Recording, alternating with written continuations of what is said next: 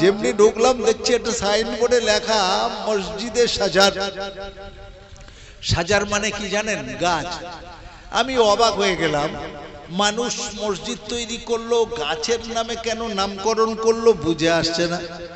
মানুষ একটা কিছু করলে স্মৃতিস্বরূপ বাপের নাম দেয়, মায়ের নাম দেয়, নবীজির নাম দেয়, হুজুরের নাম দেয়, হ্যাঁ গো সাহাবীদের নাম দেয়, তাই না বাবা? কিন্তু এরা মসজিদকে গাছের নামে নামকরণ করলো কেন?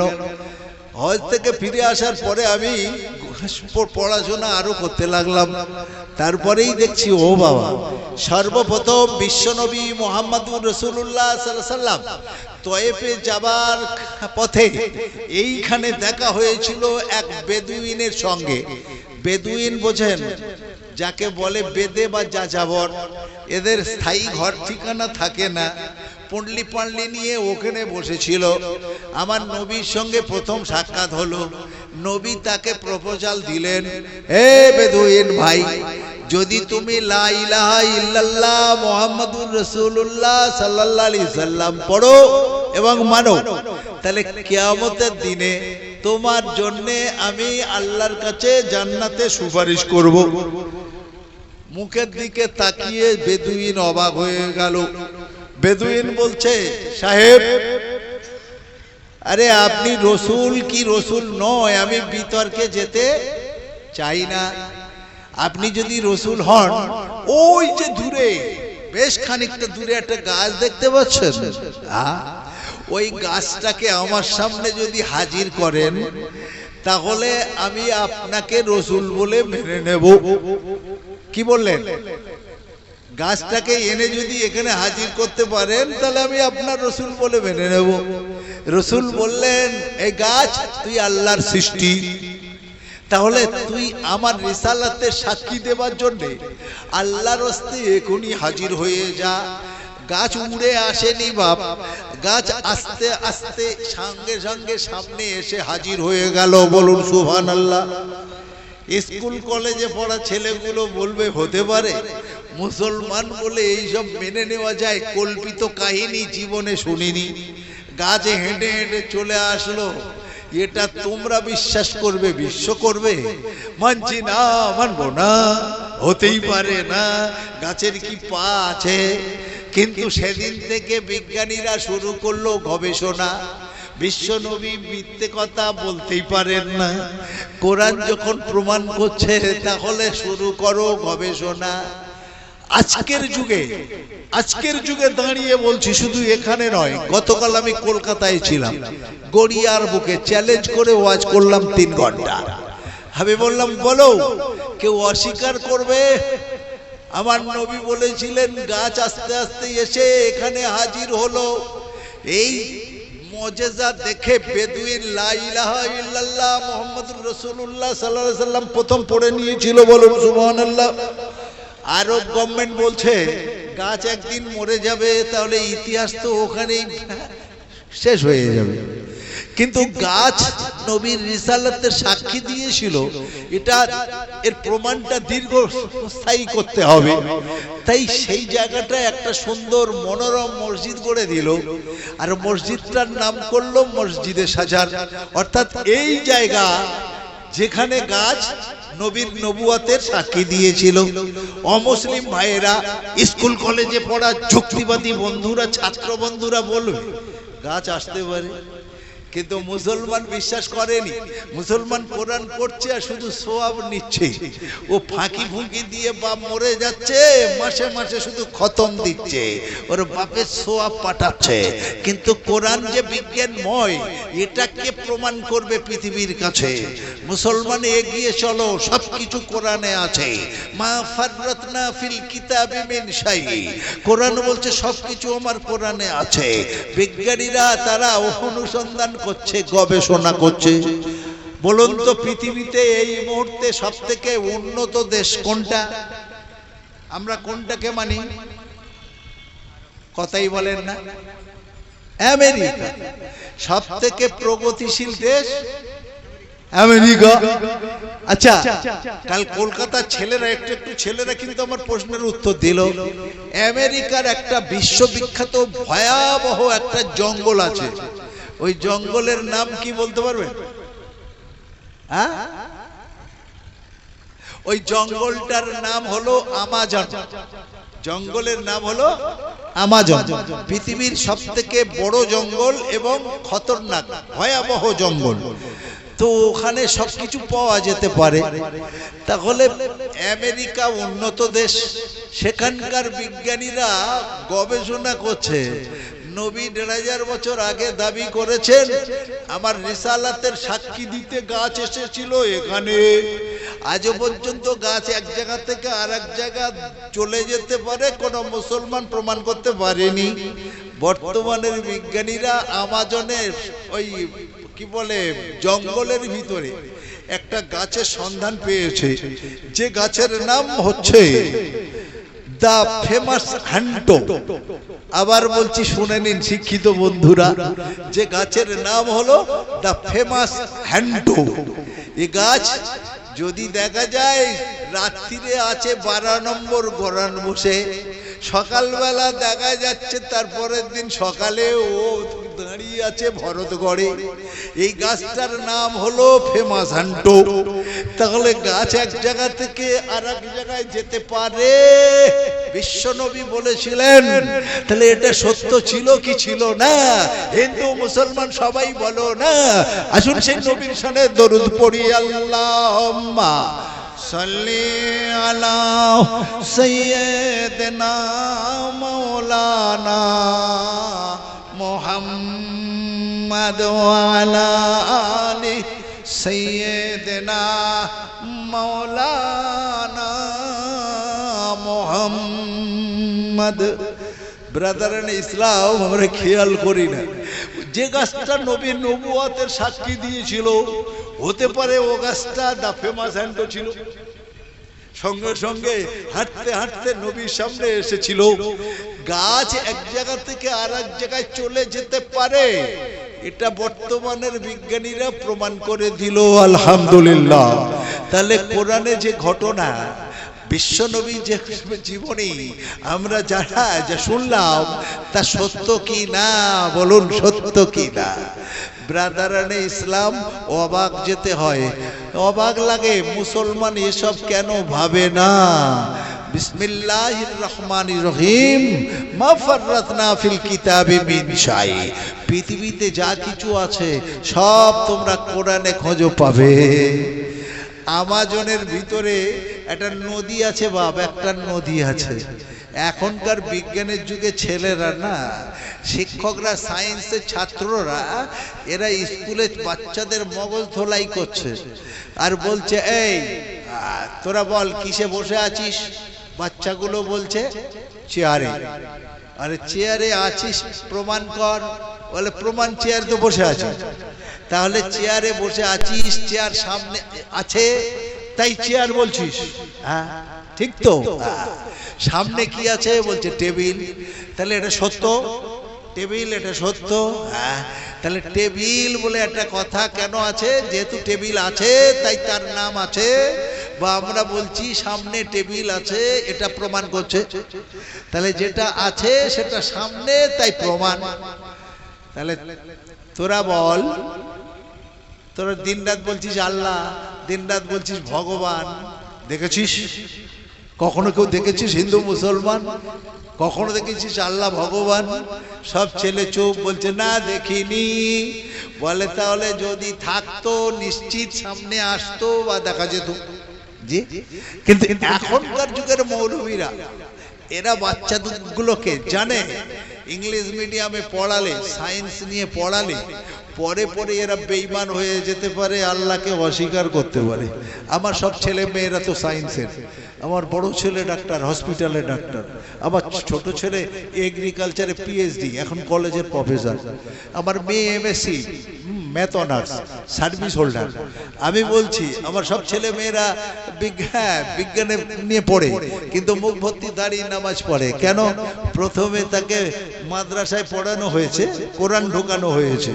তাহলে আপনার ছেলেকে মক্তবে এখন টেনে নিচ্ছে, বলছে স্কুলে যাবার আগে একটু মক্তবে পাঠিয়ে দাও। তাহলে এদেরকে মক্তবে পাঠিয়ে বাবা ইমানি শিক্ষা দেওয়া হচ্ছে। তাহলে একটা ছোট্ট ছেলে বলছে স্যার, হ্যাঁ আপনার কাছে আমার একটা কোশ্চেন আছে। এই বল, কি বলছিস বল। বলে স্যার, যা দেখা যায় না তা বিশ্বাস করা উচিত হয় না আপনার কথায়। বলছে হ্যাঁ। বলে আপনার ভিতরে আক্কেল আছে, আপনি প্রমাণ করুন। আপনার ভিতরে আক্কেল আছে, জ্ঞান আছে, এটা কি দেখা যাচ্ছে না? বলে তাহলে আপনি বেয়াক্কিলে, আপনার মতো বেয়াক্কিলের কাছে কি পড়াশোনা করতে পারি? স্যার চুপ হয়ে গেল। বলছে তুই এ কথাটা কোথায় পেলি? ছেলেটা বলছে কেন, পাবার কি আছে? আপনি বলুন। তাহলে আপনি স্যার, আপনি যুক্তি দেখাচ্ছেন আপনার ভিতরে জ্ঞান ভান্ডার আছে, সেটা কিন্তু দেখা যাচ্ছে না, না দেখে প্রমাণ করতে হচ্ছে।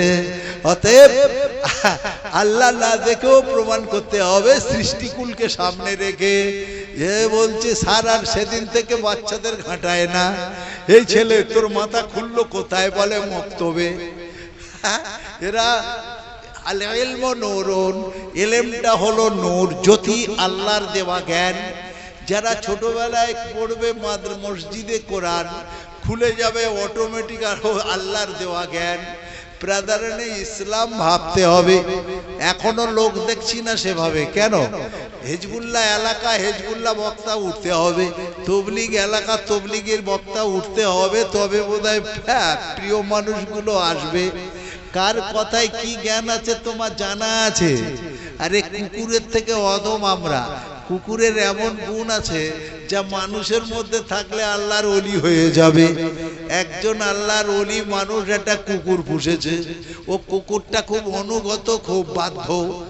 হুজুর একদিন আফসোস করে বলছে, হায় রে, মানুষ যদি এরকম অনুগত হতো আল্লাহ, তাহলে সে বুজুর্গ হয়ে যেত। তুই তো সব কথা শুনিস, সব কিছুই করিস, তবুও মানুষ কুকুরকে কেন ঘৃণা করে জানিস? বলে কেন? বলে তোদের তিনটে বদগুণ আছে, খারাপ গুণের কারণে তোদের ঘৃণা করে। বলছে হুজুর বলুন ওই তিনটে খারাপ গুণ কি? বলছে তোরা মানুষের দেওয়ালে মুতিস কেন? এই তোরা মানুষের দেয়ালে পেশাব করিস কেন? এই জন্য মানুষ তোদের ঘৃণা করে। নাম্বার 2, কোনো ভিখারি যদি ভিক্ষে করতে যায়, তোরা ছুটিস তার পিছনে, কেন তাড়া করিস তার পিছনে? হ্যাঁ, ও গরিব মানুষ ভিক্ষে করতে যাচ্ছে, ওরা দুজনে, তোরা তাড়া করছিস কেন তাদের পিছনে? এই জন্য ঘৃণা করে তোদের। আর নাম্বার 3, সারাদিন ঘুমোবি, আর রাত 10টা যেমনি বাজবে মানুষ সব খেয়ে দিয়ে ঘুমোবে, ঘেউ ঘেউ ঘেউ ঘেউ করে তোরা এমন চিৎকার করবি, মানুষের ঘুমোতে দিস না, মানুষ লাঠি নিয়ে তোদের তাড়া করে, তোদের কত ঘৃণা করে। এগুলো তোদের ছাড়া উচিত। কুকুর বলছে হুজুর আপনার দৃষ্টিতে তিনটে বদগুণ, কিন্তু আমার দৃষ্টিতে, আমার যুক্তিটা একটু শুনুন। বলছে কি? বলে মোদির মতো যদি আর একটা সরকার আসে, সব মসজিদ যদি ভেঙে দেয়, তাহলে মুসলমান কি নামাজ পড়া ছেড়ে দেবে? ছেড়ে দেবে? তাহলে নামাজ পড়বে কোথায়? যেথায় সেথায়। সেই জন্যে আল্লাহ আমাদের সৃষ্টি করেছে নাপাক করে। আমরা দেখছি এমন যুগ আসতে পারে মুসলমান নামাজ পড়বে যেথায় সেথায়। সেখানে যদি আমরা কুকুর মাটিতে পেশাব করি, তাহলে মুসলমানদের সেজদা হয়তো পেশাবে পড়ে যেতে পারে। ওই নাপাক জায়গায় নামাজ নাও হতে পারে। তাই আল্লাহর ওলি আমরা মাটিতে পেশাব করি না, দেওয়ালে পেশাব করি। হুজুরের চোখে পানি এসে গেল, যেটার জন্য ঘৃণা করি তার ভিতরে কারণ দেখো। বলছে তাহলে ভিক্ষুক দেখলে কেন তাড়া করিস? বলছে হুজুর আপনি বলুন পবিত্র কোরআন কি বলেছে? লা তাকতুলু আওলাদাকুম লা তাকতুলু আওলাদাকুম মিন ইমলাক নাহানু নারযুকুকুম ইয়াহুম। আমি রুজির মালিক। তাহলে রুজির মালিক কে বাপ? আল্লাহ। তাহলে জীব দিয়েছেন যিনি, আহার দেবেন তিনি।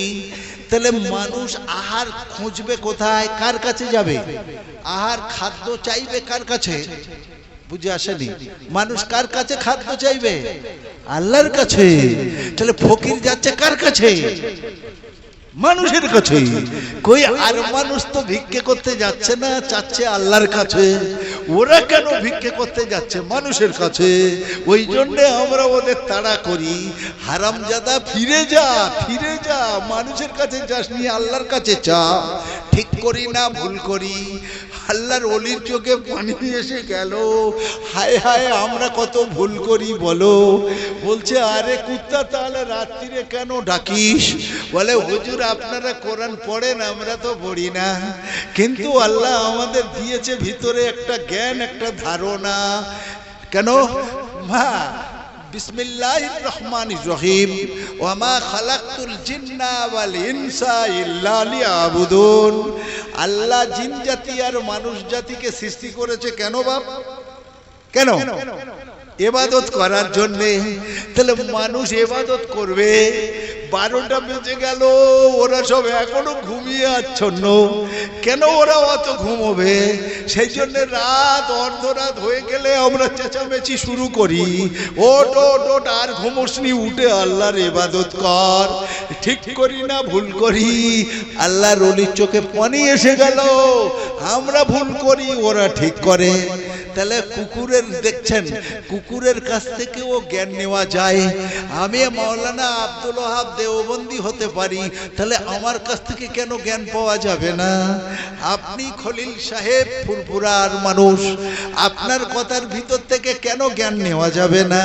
চর্চা তো হচ্ছে কিসের? রব্বুল আলামিন আল্লাহ পবিত্র কোরআনের চর্চা হচ্ছে।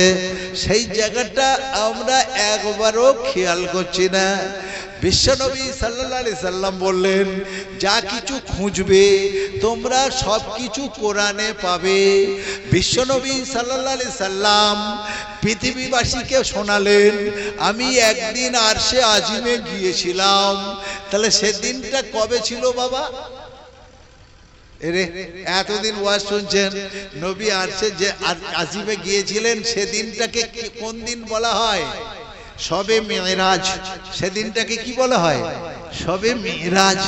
তো নবী আরশে ঢুকছেন, ফেরেশতারা বলছে তাড়াতাড়ি প্রবেশ করুন, আপনার পদধূলিতে আরো ধন্য হবে বা এটাকে শুরু করা হবে। নবী প্রতি উত্তরে কি বললেন খেয়াল করেছেন? সামিআতু খসখসাতান, আমি তো খসখসে একটা আওয়াজ পাচ্ছি। মানুষ চললে একটা পায়ের খসখস আওয়াজ হয়, তাহলে ওই আরশের ভিতরে কে চলছে হাঁটছে যার আওয়াজ আমি কানে পাচ্ছি। ফেরেশতারা বলছে আমরা তো কারো চলতে দেখছি না। এলাহি রব্বানা, আপনার হাবিব বলছেন উনি খসখস করে একটা চলার আওয়াজ পাচ্ছেন, আর কার আওয়াজ আমরা তো বুঝতে পারছি না। আল্লাহ বললেন, এই নবী মুহাম্মদুর রাসূলুল্লাহ, তোমার প্রিয় বন্ধু বেলাল রাদিয়াল্লাহু তাআলা আনহু ওযু করেছে আর এক্ষুনি মসজিদের নববীতে ঢুকে পড়েছেন। হাঁটতে হাঁটতে মসজিদের মেহরাবের দিকে যাচ্ছেন, তার পায়ের আওয়াজটা আরশে আজিমে শোনা যাচ্ছে, যেটা প্রতিধ্বনিত হচ্ছে। বলুন সুবহানাল্লাহ। বিজ্ঞানীরা তৎকালীন পিরিয়ডে বলল, পাগল তোরা সব পাগল হতে পারে, মানছি না, মানবো না, কোশ্চিন কালে না। এই আরশ কোথায়? বলে সাততবক আসমানের মাথায়। উরি বাবা, এত দূরে পায়ের আওয়াজ উঠতে পারে? নরমপন্থীরা বলল শুরু করো গবেষণা। সেদিন শুরু করলো গবেষণা, সফল হলো গবেষণা, সফল হলো। মোবাইল ফোন পকেটে পকেটে এসে গেল। ব্রাদারানে ইসলাম, মোবাইল ফোন যখন এসে গেল, বেটা আছে আমেরিকায়, বাপ আছে ইন্ডিয়ায়, ফোন করছে রাত 12টায়, হ্যালো আব্বা কেমন আছো বলো, হচ্ছে কিনা বলো। তাহলে কেন? বিজ্ঞানীরা বলছে পায়ের আওয়াজ যদি আকাশে যেতে পারে, তাহলে মুখের আওয়াজটা পৃথিবীর এক প্রান্ত থেকে আর এক প্রান্তে কেন চরম দিনে পৌঁছানো যাবে না? গবেষণা সফল হলো, মোবাইল ফোন এসে গেল। তাহলে আসল বিজ্ঞানী কে ছিল তোমরা বলো? হিন্দু মুসলমান জবাব চাই, জবাব দাও। তাহলে মোবাইল এতদিন আসেনি কেন? নবী আসেননি, মোবাইল আসেনি, বিজ্ঞানের অগ্রগতি ঘটেনি। প্রাণের ভাই বলতে চাই, যদি এক এক করে আমরা দেখি বিজ্ঞানের জগতে নবীর অবদান। মুসলমান কোরআন পড়ে আর শুধু সওয়াব খোঁজে। হযরতে ইউসুফ আলাইহিস সালামকে কুয়ায় ফেলে দিয়েছিল শতাত ভাইয়েরা, 11 জন ছিল না, আহাদা আশারা। আর বাপকে এসে মিথ্যে কথা বলেছিল, আব্বা গো তাকে বাগে ধরে খেয়েছে। আমরা ছাড়াবার অনেক চেষ্টা করেছি, কিন্তু দেখো জামা ছিঁড়ে চলে গেছে। ছেঁড়া জামাটা দেখালো।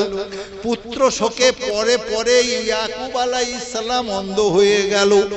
ইয়াকুব আলাইহিস সালাম একদিন বলছেন, ওরে আমার স্নেহের ছেলেরা তোরা শোন, আবার ইউসুফকে তোরা এনে দে এখন। ছেলেরা বলছে তুমি বুড়ো হয়ে গিয়ে মতিভ্রম হয়ে গেছো, ক বছর আগে তাকে বাঘে খেয়ে নিয়েছে, আর এখন তাকে হাজির করতে বলছো, তাকে দেখতে চাচ্ছ। কোরআন শরীফের ওই আয়াতটা আমার মুখস্থ নাই, হাফেজ সাহেব থাকলে বলে দিতে পারো। সূরা ইউসুফে দেখবেন তো, তখন ওই কোরআনের আয়াতে আমরা দেখছি হযরত ইয়াকুব আলাইহিস সালাম বলছেন, ওরে তোরা সত্যি কথা বল, আমি তো আমার ইউসুফের গায়ের গন্ধ পাচ্ছি, আমার ইউসুফ তো বেঁচে আছে, আমি তো গন্ধ পাচ্ছি। এটা দিল প্রমাণ পবিত্র কোরআন। বিজ্ঞানীরা বলল মানছি না, মানবো না, হতে পারে না। একদল বিজ্ঞানীরা বলল তদন্ত শুরু করো। শুরু হলো গবেষণা।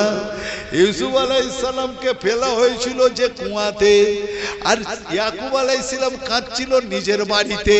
তাহলে কুয়া থেকে আর এই বা কি বলে বাড়ির দূরত্ব কত? বর্তমানের কম্পিউটার বলছে 1200 কিলোমিটারের মতো। তাহলে 1200টা কিলোমিটার দূরে ছেলের গায়ের গন্ধ ইয়াকুব নবী পেয়েছিলেন, কোরআন প্রমাণ করে। তাহলে এই কোরআন আজকের দিনে বিজ্ঞানময়, তাহলে আমরা তো সেই ঘ্রাণ আজকের ঘরে ঘরে পৌঁছে দিতে পারি। শুরু হলো সেদিন গবেষণা, সাকসেস হলো গবেষণা। আজ গবেষকরা এমন যন্ত্র আবিষ্কার করে ফেলেছে, ঘরে ঘরে আর ধূপ ধুনো দিতে হবে না, ঘরে ঘরে আর আতর ছড়াতে হবে না, গোলাপ পানি ছড়াতে হবে না। খুব দুর্গন্ধ করছে, চারিদিক থেকে দুর্গন্ধ ছুটছে। যেমন টিভির অ্যান্টেনা থাকলে সে ছবি ক্যাচ করে আপনার ঘরে আফ্রিকা আমেরিকার ছবিটা দেখাচ্ছে, ঠিক ওই রকম ওই একটা মেশিন যদি কিনে বাড়িতে রাখা যায়, ওই রকম তারও অ্যান্টেনা থাকবে। তাহলে 1200 কেন 12,000 কিলোমিটার দূরে কোনো সুগন্ধ থাকলে তার ঘ্রাণটা, তার গন্ধটা ও ক্যাচ করবে, আপনার 5তলা বাড়িটা সুগন্ধিত করে দেবে। বলুন সুবহানাল্লাহ। আমরা কেন বুঝি না? কোরআন বিজ্ঞানময়। মা ফাররাতনা ফিল কিতাবি মিন শাই। নবী আল্লাহ বললেন আমি সব কিছু কোরআনের ভিতরে রেখেছি। মুসলমান সওয়াব ছাড়া আর কিছু খোঁজে না। ও আমার বাবাজিরও বলতে চাই, বিশ্বনবী মুহাম্মদুর রাসূলুল্লাহ সাল্লাল্লাহু আলাইহি ওয়াসাল্লামের জীবনী ফলো করেছেন। মোবাইল ফোন যার অ্যাকশন আছে তার রিয়াকশন আছে, যার লাভ আছে তার ক্ষতি আছে, নাই বাবা? তবে ক্ষতির মধ্যে কি? দু ছেলের মা মোবাইলে ফোনে ফোনে চলে যাচ্ছে অন্যজনের সঙ্গে। এটা আমাদের ভালো না খারাপ দিক? এটা আমাদের খারাপ সাইড। কিন্তু ভালো সাইড কি? যাদের কাছে মোবাইল আছে, দেখুন আজ থেকে 1500 বছর আগে নবী, আমার শিশু নবী বয়স তখন 7 বছর। কত বললাম? 7 বছর। তখন বাপ ছিল? বাপ তো নবী দেখেননি, মা ছিল। 6 বছর বয়সে মা হারা। তাহলে 7 বছর বয়স মানে বাপ নাই, মা নাই, ইতিম। তাহলে লালন পালন হচ্ছে কোথায়? করছেন কে? দাদা কে? নাম কি? Abdul Muttalib. যেখানে যায় নাতিকে নিয়ে যায়। মক্কা থেকে সিরিয়া, যেখানে বর্তমানে ইসরায়েল বম্পিং করছে, হ্যাঁ সেই সিরিয়া, সেখানে ব্যবসা সূত্রে যাচ্ছেন। সঙ্গে নাতি, ছোট্ট 7 বছরের শিশু হযরতে মুহাম্মদুর রাসূলুল্লাহ সাল্লাল্লাহু আলাইহি সাল্লাম। একটা কথা কোথায় রেখে যাব, আর দুটো কথা পরে পরে ব্যবসা শিখবে নাতি, বড় হলে ব্যবসা শিখবে। আমার খদ্দের, আমার দোকান, আমার পরিচিতিটা সব লাভ হবে। নিয়ে যাচ্ছে, হাঁটা পথে যেতে হবে বাপ, হাঁটতে হাঁটতে মরুভূম, বালু তো হ্যাঁ একেবারে গরম। এই গরম, কঠিন গরমে নবী, ছোট্ট নবী, শিশু নবী ক্লান্ত হয়ে পড়লেন। জি, জ্বরও এসে গেল, নবী আর চলতে পারছেন না। হযরতে আব্দুল মুত্তালিব কোলে নিচ্ছেন, একবার কাঁধে নিচ্ছেন, আর ছায়া খুঁজছেন। ছায়া, ছোট্ট ছেলেটাকে ঘেমে ঝরঝর করে ঘাম ঝরছে, একটু ছায়ার প্রয়োজন হচ্ছে। মরুভূম, কোনো জায়গায় গাছপালা নাই, কিচ্ছু নাই, কোথায় নাতিকে বসাই? দূরে দেখলেন একটা গাছ দেখা যাচ্ছে, কিন্তু মরা, ওর কোনো পাতা টাতা কিচ্ছু নাই। আব্দুল মুত্তালিব ভাবলেন পাতা নাই থাকুক, ডালের তলায় অন্তত ফাঁকা জায়গার থেকে একটু ছায়া হবে। তাই আস্তে আস্তে সেখানে গেলেন। নিজের গামছা বা মানে যেটা আরবের মানুষ ব্যবহার করে দোপাট্টার মতো কাপড়, ওটা বিছিয়ে দিয়ে অসুস্থ নাতিকে শুইয়ে দিলেন। রব্বুল আলামিন আল্লাহ গাছকে আদেশ করছেন যে আল্লাহ কুন ফায়াকুন বলার কারণে পৃথিবী হতে পারে, সে আল্লাহ শুধু একবার বললে হতে পারে না, পারে না। এটা শুধু মুসলমানদের বিশ্বাস। পরে আসছি আপনার আমার প্রাণের ভাইয়েরা, বিশ্বনবী সাল্লাল্লাহু আলাইহি সাল্লাম শিশু নবী, তাতে শুইয়ে দেওয়া হলো। আল্লাহ বললেন এই গাছ, যে নবীকে সৃষ্টি না করলে তোদের কারো সৃষ্টি করতুম না। সে নবী আমার, ক্লান্ত নবী, ছায়া চাচ্ছে, তুই পাতায় ভরপুর হয়ে যা। আল্লাহর আদেশে সঙ্গে সঙ্গে গাছে সবুজ পাতায় ভরে গেছিল। বলুন সুবহান, জোরে হবে না একটু? এখনকার ছেলেরা বলে দেখতে চাই, গাছে ভরে গেছে পাতায়। খোলো, ইউটিউব খোলো। আমি ওই জন্যই বলছি বিজ্ঞান, বিজ্ঞান না, বিজ্ঞান কতটা লাভও দিয়েছে। খোলো, ইউটিউবে খোলো, আরে বলো, শুধু গুগলে বলো। হ্যাঁ গো, হযরত মুহাম্মদ সাল্লাল্লাহু আলাইহি সাল্লামকে 7 বছর বয়সে যে গাছটা ছায়া দিয়েছিল, ওই গাছটা এখন আমি নিজে চোখে দেখতে চাই। এখনই খোলো ভাই, দেখতে পাবে, দেখতে পাবে। গোটা পৃথিবীর হিন্দু, মুসলমান, জৈন, খ্রিস্টান, শুধু মুসলমানরা নয়, লাখে লাখে এখন যাচ্ছে, শুধু ওই গাছটাকে এখন ছবি করছে। 1500 বছর হয়ে গেল, গাছ এখন মরেনি, ওইভাবেই কাঁচা আছে গো। বড় খবর শোনো, যে পাতা নবীকে ছায়া দিয়েছিল 1500 বছর ধরে, ওই পাতা এখনো অক্ষত আছে, একটাও ঝরেনি। বলো নারায়ে তাকবীর। নবী নবী নবীময়। আমরা শুধু নবীকে অন্যভাবে চিনি, শুধু বলে নবীর নাম শুনলে ইয়া নবী সালামু আলাইকা বলে দাঁড়াতে হয়। এই করে এরা নিজেদের মধ্যে ফাটাফাটি করে, দলাদলি করে। এই করে না ভুল করে? করে, ঠিক করে না ভুল করে?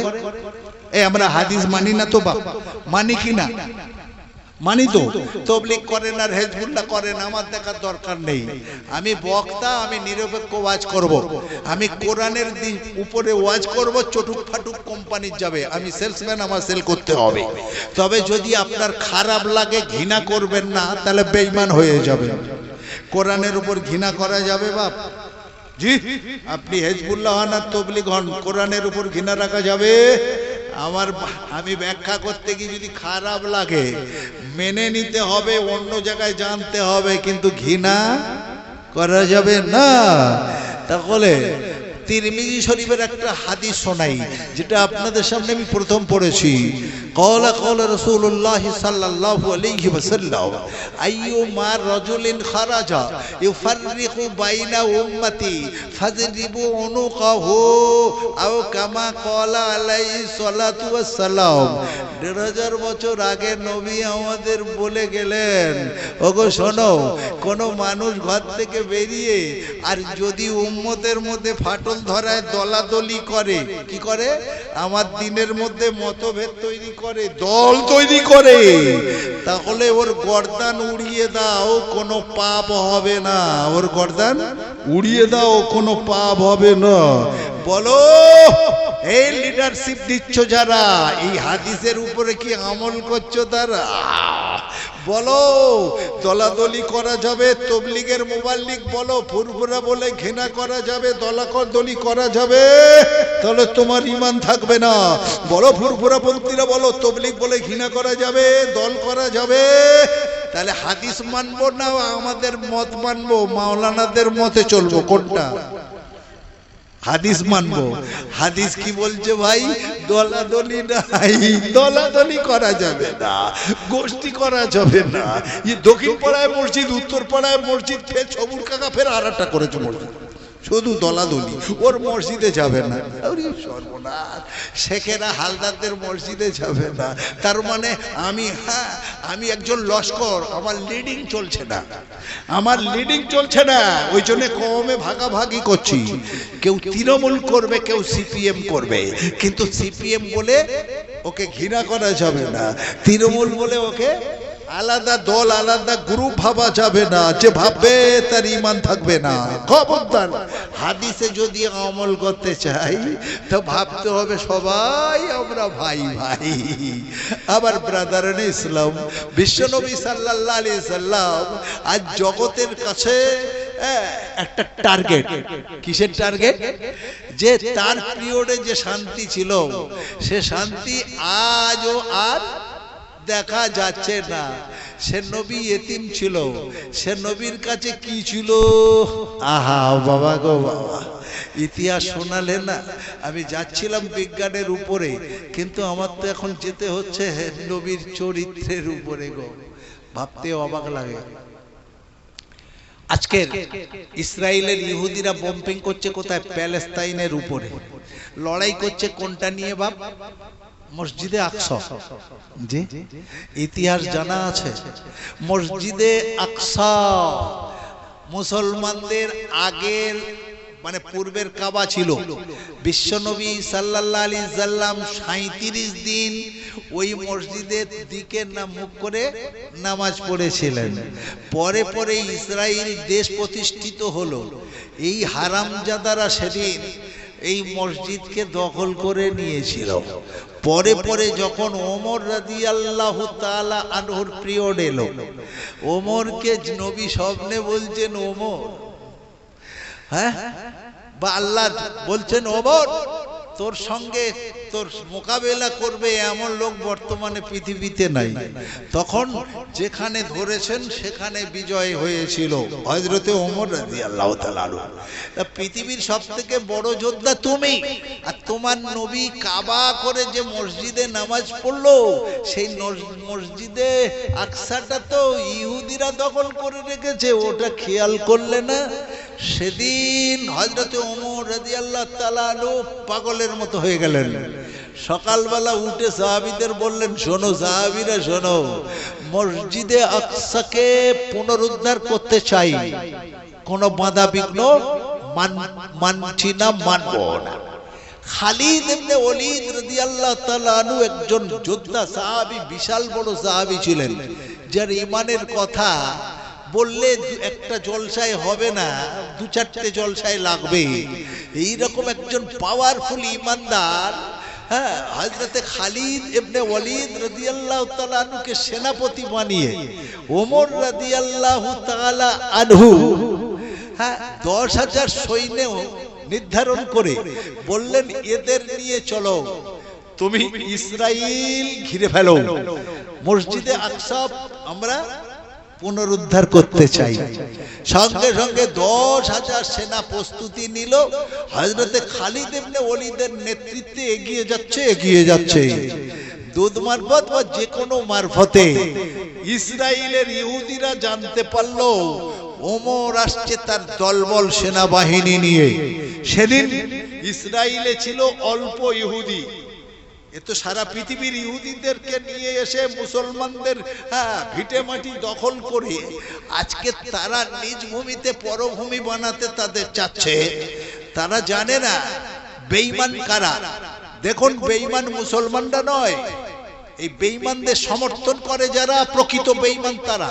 এই জন্য ইতিহাসটা বলতে চাচ্ছি আমি। সেদিন হযরতে খালিদ ইবনে ওলীদের নেতৃত্বে 10,000 সেনা আসছে। সেদিন ইসরায়েলের ইহুদিরা সিটিং এ বসলো, মিটিং এ বসলো।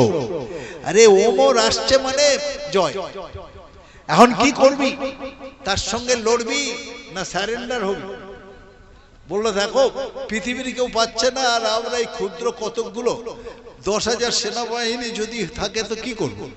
ছেলে পুলে বেঁচে থাক, আমরা এখানে থাকি বাবু, যুদ্ধ চাই না, রক্ত ঝরাতে চাই না। আর ওমর খুব নিষ্ঠাবান।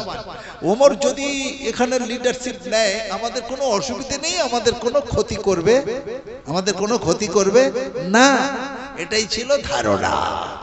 সেদিন মনে আছে 10,000 সৈন্য নিয়ে যেদিন রাত্রিরে পৌঁছালো ইসরায়েলে, পুরো ইসরায়েলটাকে ঘিরে নিল খালিদ ইবনে ওলীদ রাদিয়াল্লাহু তাআলা আনহু। সকাল হলেই ইহুদিরা তারা দলবদ্ধ হয়ে তাদের নেতৃত্বরা এসে সারেন্ডার করলো আর বলল, খালিদ, আমরা যুদ্ধ চাই না, শান্তি চাই। আমরা যুদ্ধ চাই না, শান্তি চাই। তোমাদের কিন্তু চাবি আমরা বিনা রক্তপাতে দিয়ে দিতে চাই, তবে তোমার হাতে দেব না। ওমরের আসতেছে, ওমরের আশা চাই। ওমর আসলে ওমরের হাতে দেব। খালিদ ইবনে ওলীদ রাদিয়াল্লাহু তাআলা একটা চিঠি লিখলেন, এক সাহাবীকে ঘোড়ার পিঠে চাপিয়ে আরবে পাঠিয়ে দিলেন, তাড়াতাড়ি যাও ওমরকে দাও। ওমর রাদিয়াল্লাহু তাআলা মক্কার বাদশা চিঠি হাতে পেলেন, বাকি সাহাবীদের ডেকে বললেন, শোনো, ওরা যুদ্ধ করতে চাচ্ছে না, স্বেচ্ছায় চাবি দিতে চাচ্ছে, তবে আমার হাতে। সাহাবীরা বললেন, ওরা খুব ধড়িবাজ হয়, ওরা খুব বেঈমান হয়, ওদের কি ইচ্ছা জানি না, হয়তো আপনাকে মেরে দেওয়ার জন্যই ডেকেছে। ওমর রাদিয়াল্লাহু তাআলা বললেন, কোনো প্রতিবাদ মানছি না, মানব না। মসজিদে আকসা যে কোনো মূল্য পেতে চাই, আমি যাব, মৃত্যুর আগে মরব না। গোলামকে বললেন, গোলাম, একটা ভালো উট তুমি বের করো। গোলাম উট বের করেছে, উটের লাগাম গোলামের হাতে। চেপে পড়লেন হযরতে ওমর রাদিয়াল্লাহু তাআলা উটের উপরে। যাচ্ছে যাচ্ছে, খাঁ রোদ্দুরে 8-10 কিলোমিটার টানার পরে ক্লান্ত হয়ে পড়ছে খাদিম। গোলাম হয়তো ওমর রাদিয়াল্লাহু তাআলা বলছেন, গোলাম, এবার তুই এই উটের পিঠে বস, লাগাম দে আমার হাতে। গোলাম বলছে, হুজুর কি বলছেন? আপনি যাহাবো না, আমি তো দিতে পারবো না। দড়ি হাতে এটা নিয়ে যাওয়া তো আমার কাজ, আপনার কাজ নয়। ওমর বললেন, আরে সফরে গোলাম আর মালিকের তফাৎ নাই, কষ্ট সকলের সমান। আমি হলাম রাজা, তুই হলি আমার প্রজা, যেটা বলি সেটা শোন। আয় তুই এখানে বস। গোলাম বাধ্য হলো উঠে বসতে। হয়তো ওমর রাদিয়াল্লাহু তাআলা আনহুর লাগাম হাতে নিয়ে টেনে যাচ্ছেন আগে। আগো লাগাম যার হাতে থাকবে আগে থাকবে না পরে থাকবে? রাসূল সাল্লাল্লাহু আলাইহি সাল্লাম একবার সাহাবীদের সামনে বলেছিলেন, বলো সর্বপ্রথম জান্নাতে যাবে কে? সাহাবীরা অবাক, বললেন, আল্লাহু ওয়া রাসূলুহু আলাম, আল্লাহ আল্লাহ রাসূল ভালো জানেন। তো নবী বললেন, বেলাল যাবে, বেলাল। সাহাবীরা অবাক, বেলাল তো কোনো নবীর মধ্যে পড়ে না। 1,24,000 নবী থাকতে বেলাল কালো হাবশি গোলাম, বেলাল যাবে কেন? নবী মুচকি হেসে বললেন, ওরে সম্মানের দিক দিয়ে যাবে না, কিয়ামতের দিনে আল্লাহ বলবেন আমাকে, সুন্দর একটা উট বেচে নাও, নবী তাতে চেপে যাও, আর তুমি ওই উটে চেপে জান্নাতে প্রবেশ করো। আমি যে উটের পিঠে চেপে জান্নাতে যাব, তার লাগামটা থাকবে বেলালের হাতে। তাহলে আগে ঢুকবে কে, আমি না বেলাল? সেজন্যই বলছি বেলাল সবার আগে ঢুকে যাবে। ঠিক ওমর রাদিয়াল্লাহু তাআলা আনহু লাগাম টানতে টানতে আগে যাচ্ছেন। 2-4 কিলোমিটার যাবার পরে গোলাম বলছেন, হুজুর ভীষণ কষ্ট, আপনাকে এই কষ্ট আমি দেখতে পাচ্ছি না, সহ্য করতে পারছি না, আপনি বসুন আমি টানি। ওমর ইনসাফি ওমর বললেন, তুই যতটা টেনেছিস এখন তত রাস্তা আমি যেতে পারিনি, অতএব চুপচাপ বস। ওই রকম 10 কিলোমিটার টানবো, তারপর তোর কাছে দেব। তারপরে ওমর রাদিয়াল্লাহু তাআলা আনহু পিঠে বসলেন, গোলাম টানছে। ঠিক ইসরাইলে যাবার আগে আবার নাম্বার এসে গেল হযরতে ওমর রাদিয়াল্লাহু তাআলা আনহু। ওমর টানছেন আর গোলাম উটের পিঠে বসে আছে। সকাল হয়ে গেছে, ইসরাইলের ইহুদিরা বলছে ওমর এসে গেছে, না জানি কার নেবে আর কার মেরে দেবে রে বাবা।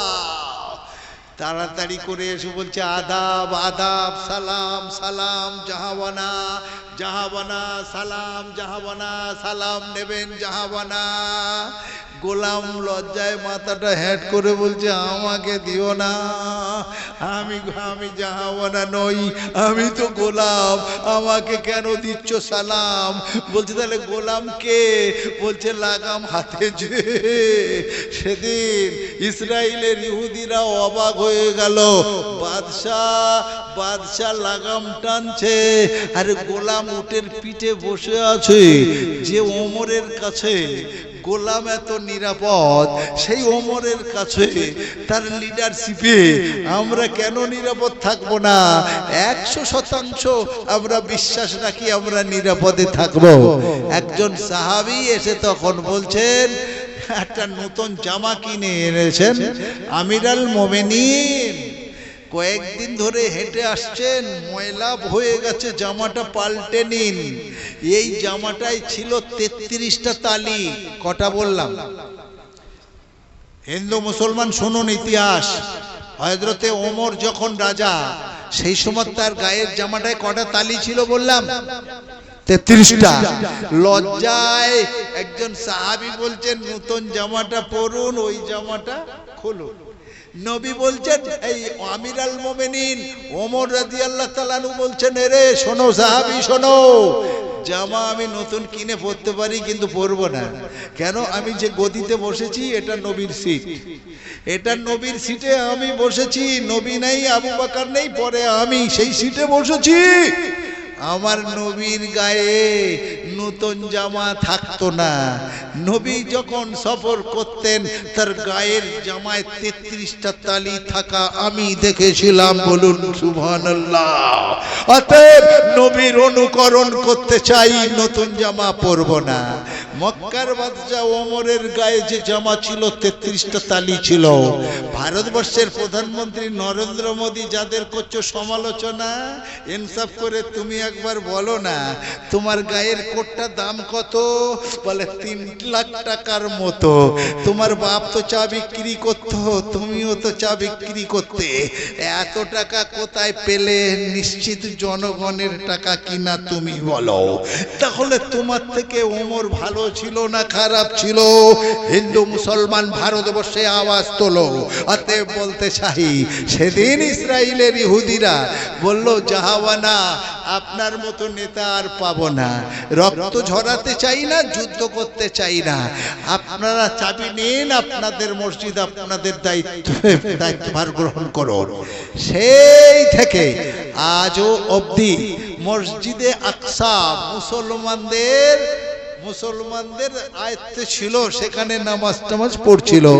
কিন্তু বর্তমানে আমেরিকার বাদান্যতায় ইসরাইল ফুলে ফেঁপে এখন আকাশচুম্বী, বিশাল তার অ্যাটাম, বিশাল তার হচ্ছে কি বলে সেনা সৈন্য, বিশাল তার হচ্ছে কি আগ্নেয় অস্ত্র। তাই সে এখন ধরাকে সরা ভাবছে। সে তো মসজিদ দূরের কথা, বলছে প্যালেস্টাইন সব মিশরে ঢুকে যাও, পৃথিবীর যত ইহুদি আছে গাজায় ভরে দেব। আর এই সমস্ত প্যালেস্টাইন একটাই দেশ হবে, ইহুদি দেশ, একজনও ভিন জাতির কোনো মানুষ এখানে রাখবো না। আমি বলছি নেতানিয়াহু, তোমার এই নিয়ত কখনো সফল হবে না। মানছি না, মানবো না, আমরাও তোমাদের ছাড়বো না, ছাড়ছি না, ছাড়বো না। আরে আপনাদের মুখে একবারও এলো না আমরাও তোমাদের ছাড়ছি না, ছাড়বো না। আরে এখান থেকে সেখানে কিছু করতে পারি না পারি, অন্তত দোয়ায় তো বলতে পারবো আল্লাহ। মুসলমান দেখবো তবলিগ না হিজবুল্লাহ ওই দেখবো, নাকি বলবো আল্লাহ প্যালেস্তাইনের মুসলমানকে হেফাজত করো, মসজিদে আকসাকে হেফাজত করো? বলবো কি বলবো না? বলবো বাবাজি, বলবো। তাই প্রাণের বাবাজিরা, আমার প্রাণের ভাইয়েরা, আপনাদের সামনে বলতে গিয়ে নানান কথা এসে যাচ্ছে। আমি কিন্তু প্রথমে আপনাদের সামনে কোরআন শরীফের আয়াত তুলে ধরেছিলাম, সেই আয়াতের ব্যাখ্যা করতে আমি বদ্ধপরিকর। সেজন্যই আপনাদের সামনে এবার সেখানে যাব। এই বলুন তো, আপনারা যে যাই করুন, কোরআন মানি না মানি না? কারা মানি? আচ্ছা, সব কোরআন মানেন?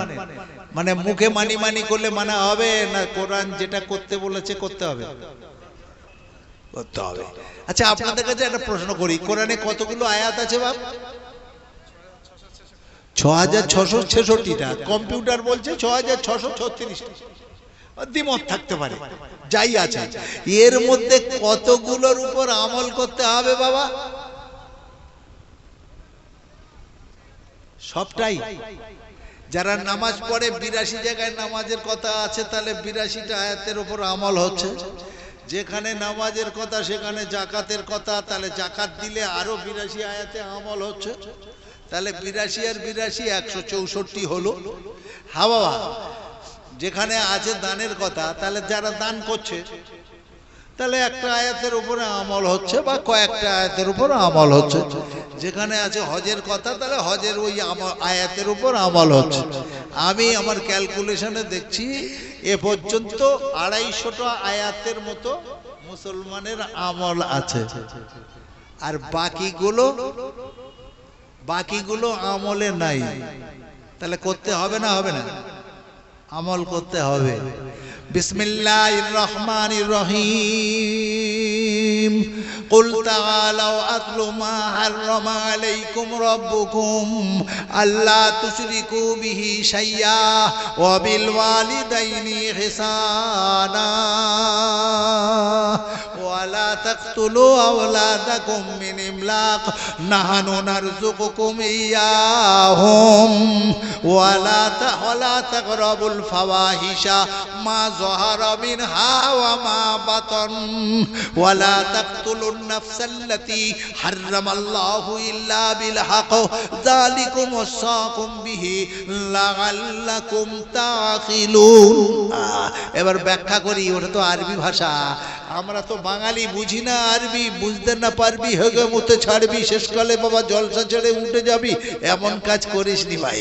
বলতে চাই, হ্যাঁ, ওয়ালা তাকরাবু, কুল তাআলাউ, কাল কিয়ামতের দিনে নেতাদের ডাকা হবে, নেতাদের ডাকা হবে। যেটা তোমরা করেছিলে ওটা আল্লাহর আদেশ ছিল কিনা বলো? ওটা আল্লাহর আদেশ ছিল কিনা বলো? ইমাম সাহেব এখন ইমাম ভাতা পাচ্ছে 3000 টাকা, মসজিদ থেকে দিচ্ছে 5000 টাকা, তাহলে হলো কত টাকা? 8000 টাকা। এ তো সংসার চলছে না। তাই ওর ধান্দা। আবার নানানজন নানান কথা বলে। পৃথিবীর সব থেকে মারাত্মক একটা মানে কি বলে অসম্মানীয় পদ হলো ইমামতি। যদি বলেন কেন, এ বলবে ইমাম সাহেব ওখানে মোবাইল দেখছিল, আমি ওর ভাত দেবো না। এর থেকে আর লজ্জার কিছু আছে? ও বলবে কাল আসেনি, আমি আর টাকা দেব না। দক্ষিণ 24 পরগনার এসব নিত্য ঘটছে, সব ঘটনা। তো জায়গা ওইদিকে যাচ্ছে না। এই ইমাম সাহেব মাতোয়াল্লির সঙ্গে খুব ভালো সম্পর্ক রেখে চলে। মাতোয়াল্লির নাতির মুসলমানিও হচ্ছে। লোক কুটুম দাওয়াত ফাওয়াত করে মাইক পাইক করে দিয়ে প্রায় 500 লোক কালকে খাবে।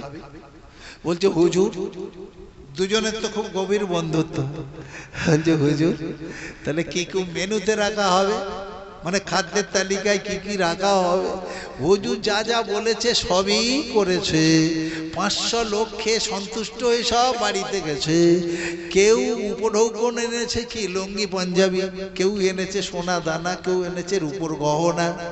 আমি সবার দিকে যাচ্ছি না, যেমনি মরে যাবে অমনি হ্যাঁ